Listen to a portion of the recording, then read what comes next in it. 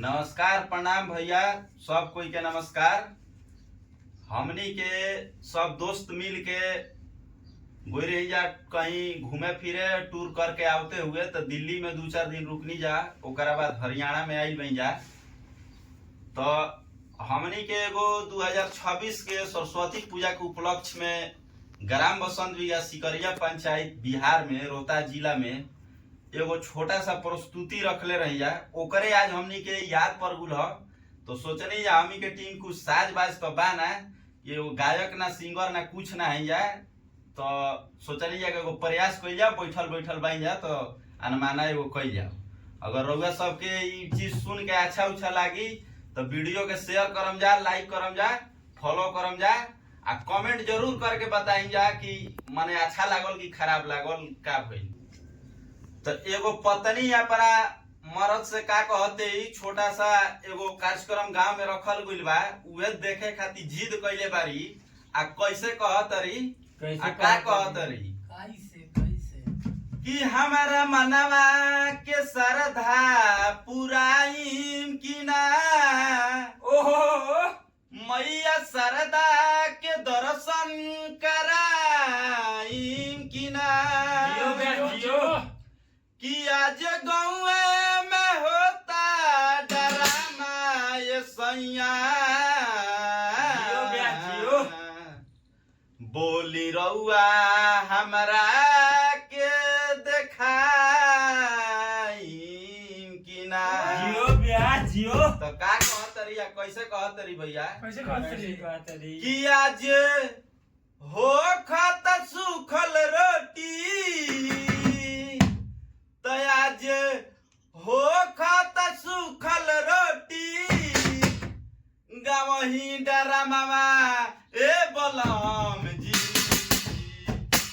अरे हम हूँ देख चलम रौरे संगवा ए बलम जी, हम हूँ देख चलम रौरे संगवा ए बलम जी। बाड़े संचालक अंजनी डायरेक्टर किशोर हो, बसंत बिगहा नाटक होता बाटे बड़ी शोर हो, अनिल व्यवस्थापक बाड़े,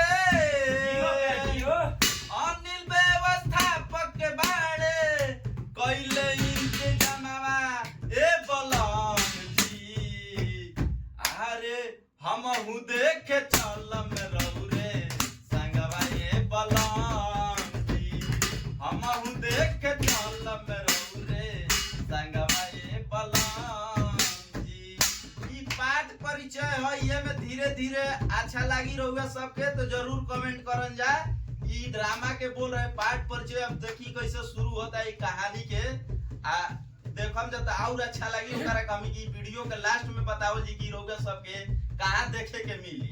एला मजा में तो ब्याजी के पुरस्कार द पुरस्कार से सम्मानित कर पैसा बोलू बनी है लचिया एगो अबलाया नारी, रामू रवि रंजन के बा धइले बेमारी, गो अजगर सिंह राजू बनी है गांव के जमींदारवा ए बलम जी, हम हूँ देखे चलम रौरे संगवा ए बलम जी, हम हूँ देखे चलम रौरे संगवा ए बलम जी।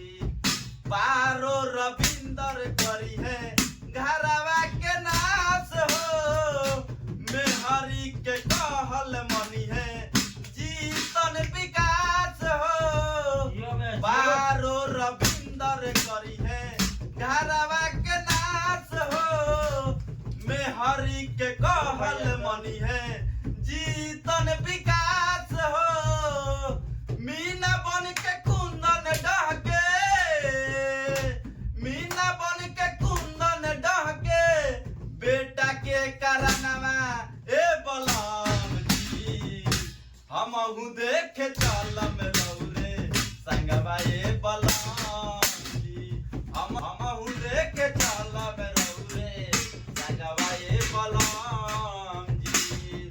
सूर्या विवेक बनी है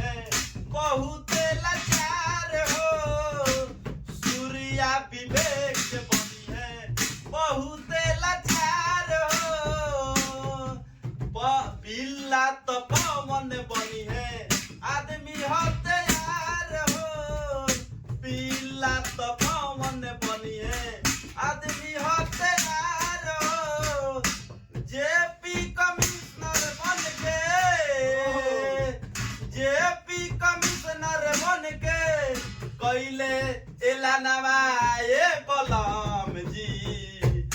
अरे हमहू देख चलम रौरे संगवा ये बलम जी।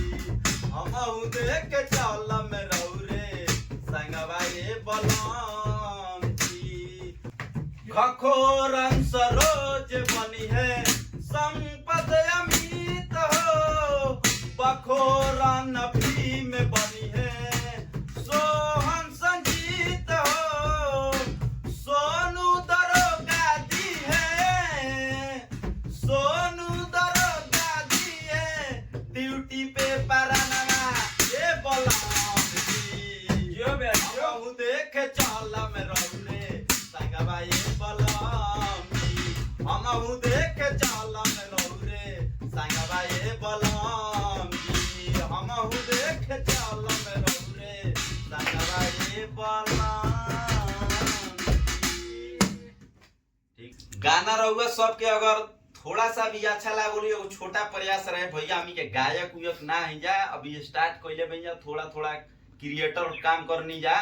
एगो यूट्यूब छोटा सा चैनल बा ओकरे के रहुआ सब लाइक करी जा, शेयर करी जा, कमेंट करी जा आ फॉलो जरूर करी जा, सब्सक्राइब भी करी जा ई चैनल के कि ताकि हमनियों के एगो छोट छोट कलाकार के सपोर्ट मिल सके।